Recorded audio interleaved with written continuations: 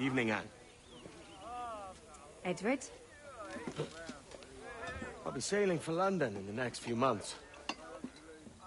I'd be a hopeful man if you were beside me.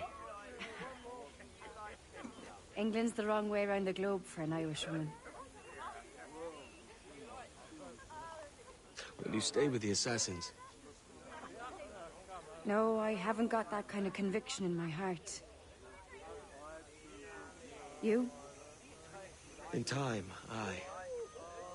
When my mind is settled and my blood is cooled. Sail ho! Coming into the cove!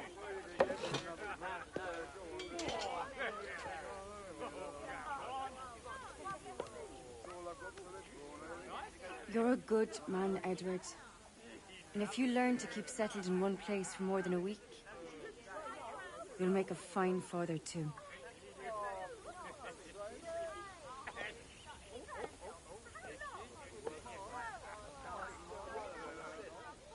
Of all the money that e'er I had, I spent it in good company,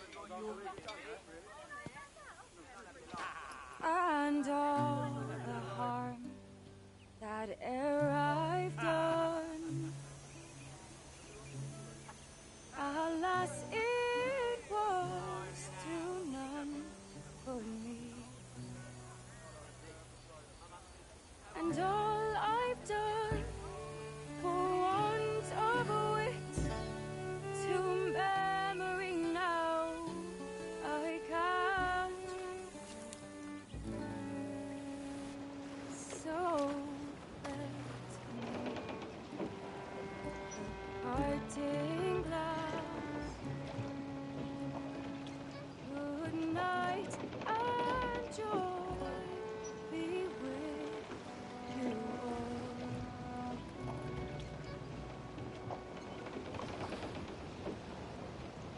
Oh, all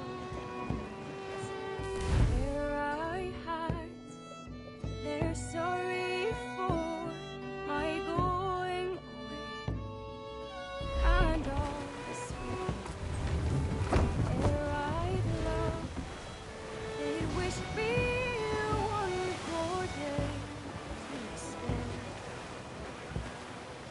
But since it falls unto my lot that I should write and you should, I'll gently and softly call. Good night and joy be with you all. Good night and joy be with you all.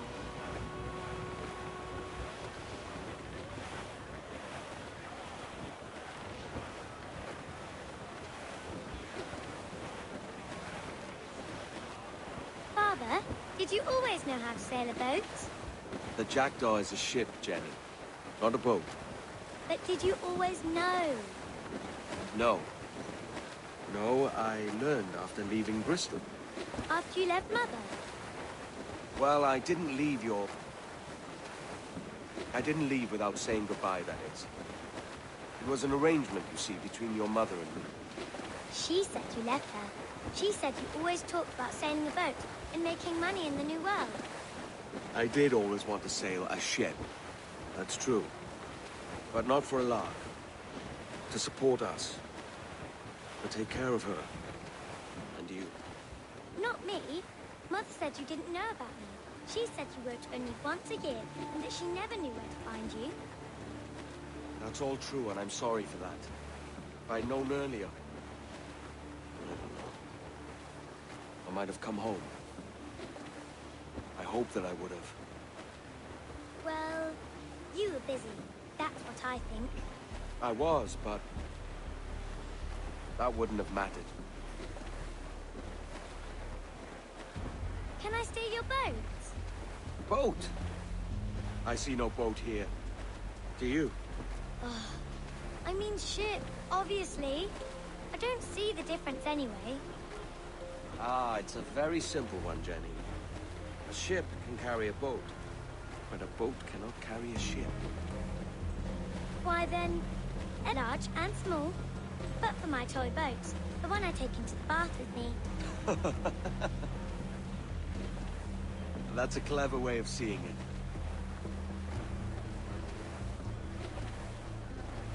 Is it hard to talk about Caroline, Jenny? About your mother? No. She passed some years ago. I miss her, but it's all right. Was she in pain? I don't know. I don't think so. She was very happy for quite some time. Then, not so happy. I didn't see her much after that. Then, she was gone. I'm sorry. I'm sorry I wasn't there for you. It's all right. You're here now.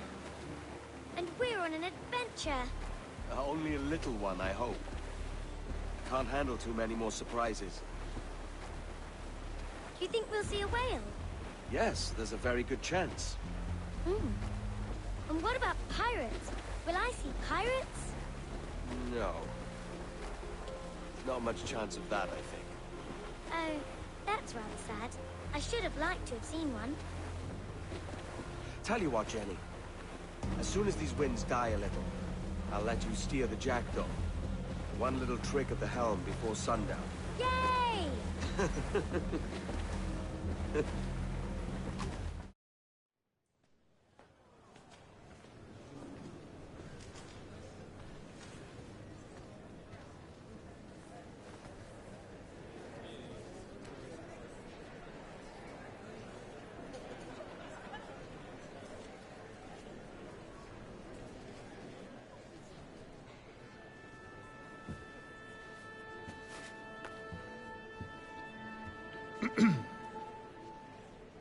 Miss Jennifer Kenway, may I introduce myself? Jennifer Scott, if you please.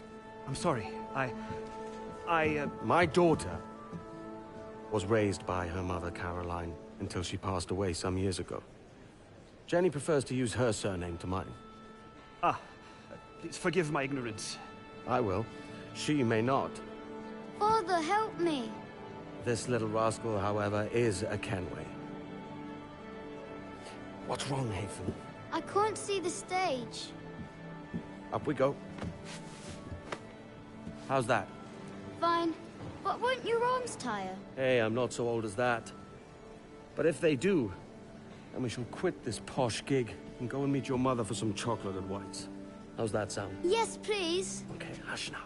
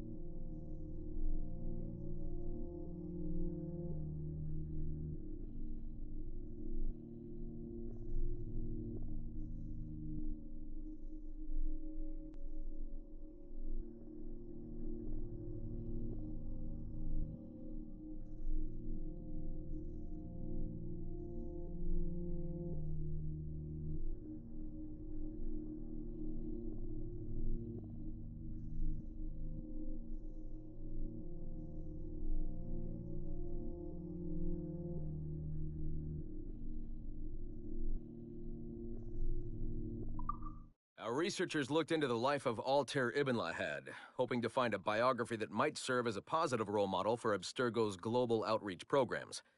Unfortunately, this renegade assassin proved to be no such thing. In much of it, a man gleefully flouting some of his culture's most entrenched taboos, with an arrogance that borders on messianic. Altair! No! This is not our way! To burn a man's body is forbidden! Many of our researchers felt that the arguments articulated by Altair's rival, a man known as Abbas, were clearer and more cogent than any we heard from Altair. I've recently put in a request that more effort be dedicated to locating one of Abbas's descendants, if any exist. It's clear to us that Altair's transgressions were the primary motivation behind the ultimate dissolution of his despicable order by the middle of the 13th century. We therefore strongly recommend a pass on this property, in favor of a more agreeable and inspiring figure from this era.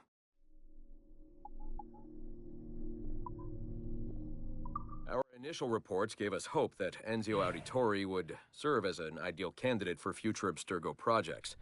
His charisma, sexual magnetism, and wry humor gave him all the qualities of a leading man.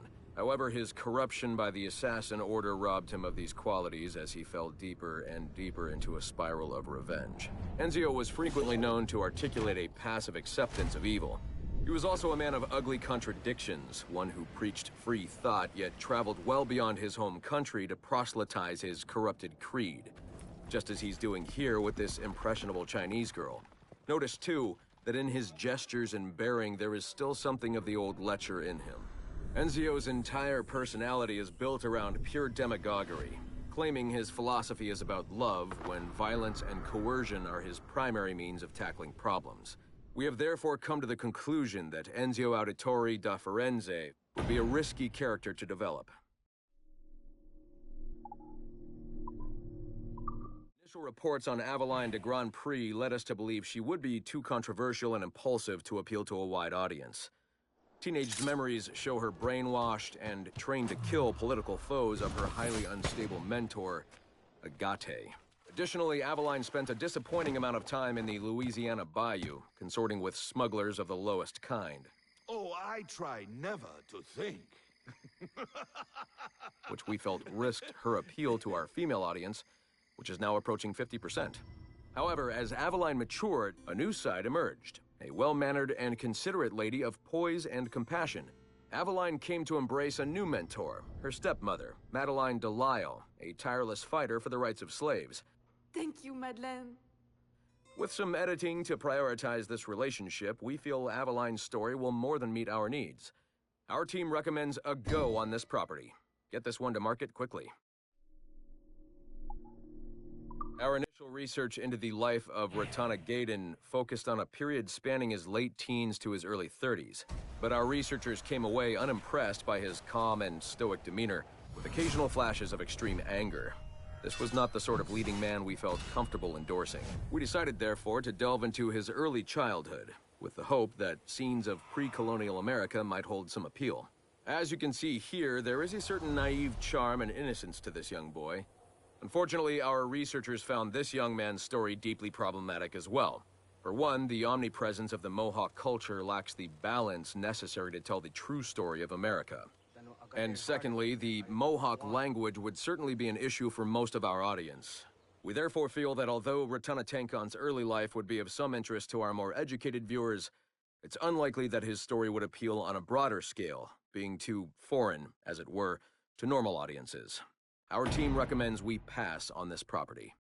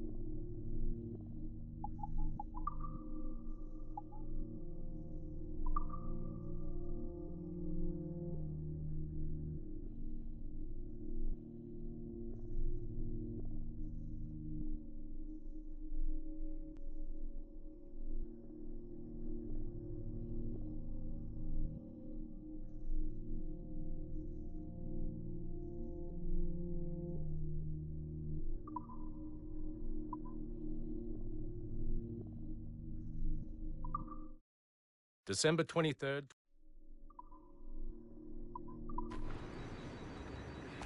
I wish I was researching a pirate. I always feel like someone's watching me.